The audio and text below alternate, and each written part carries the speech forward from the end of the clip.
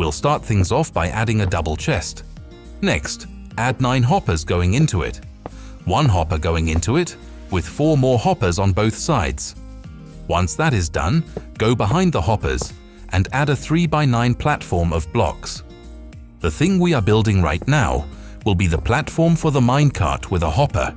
That will be responsible for collecting the melons and pumpkins. After that is done, we'll add a line of redstone blocks. These blocks will be responsible for powering the powered rails in the future. Now, the redstone blocks are the lazy way of doing this. You could also use regular blocks here and then power them from underneath. This is just easier. With the redstone blocks in place, it's time to add another platform behind them. This time, we'll have a 4x9 platform. Once all the blocks are in place, we should end up with a total platform of 9x9 blocks. This includes the hoppers and the redstone blocks. Go to the end of the hopper line and add a block like this. Make sure to power this block with a lever and add a powered rail on top of this hopper. This will be the starting point of the minecart. Next, we'll add the remainder of the rails. Add 3 normal rails, then a powered rail on top of the redstone block. Now continue with the normal rails and loop around the corners. Every time you reach the redstone blocks, add a powered rail instead of the normal one. Of course, once you reach the hoppers, you will have to crouch in order to place rails on top of them.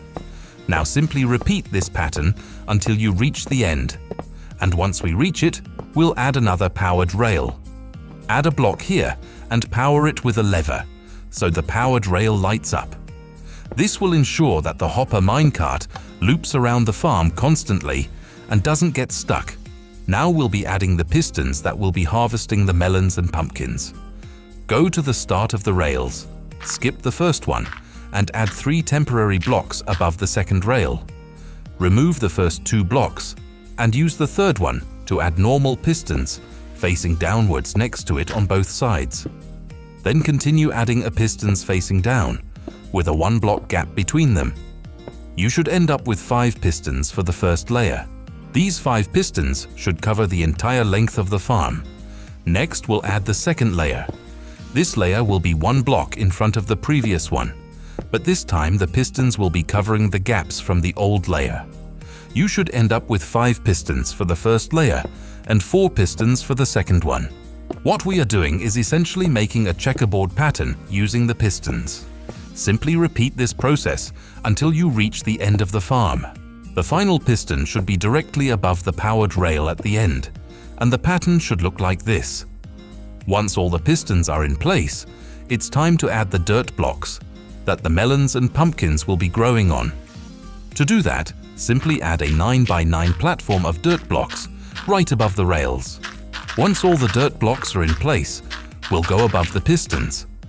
Before we start planting the seeds, we want to find the middle of the farm. Destroy the piston in the middle and the dirt block below it. Replace the dirt block with a stair of your choice, and then add water inside of it.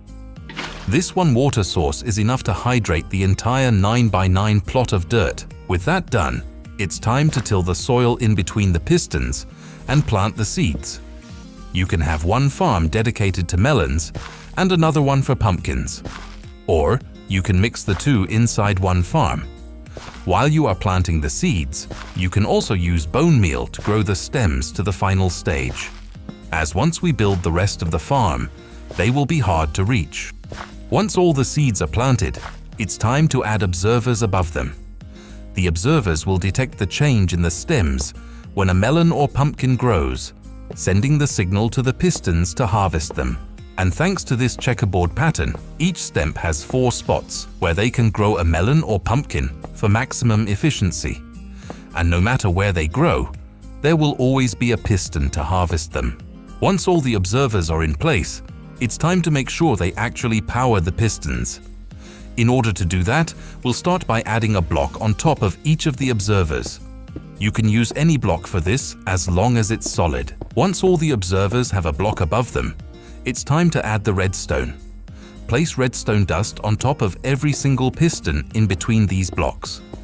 This way, every time an observer detects a change in the stem and sends a signal, it will power all 4 pistons around that stem. ensuring the harvesting of the melon and pumpkins every single time. With the redstone in place, it's time to add the finishing touches. This is your last chance to bone meal the stems if you wish, as the next step is to add a layer of glass around the farm. This will allow you to see inside it, and also prevent any melons and pumpkins from falling out. Once all of the glass is in place, there is only one thing left to do, and that is to add the minecart with the hopper. The minecart will be going around in loops, making sure all the drops get collected and deposited into the chest. And with that, our melon/pumpkin farm is complete. I hope you enjoyed, and thanks for watching.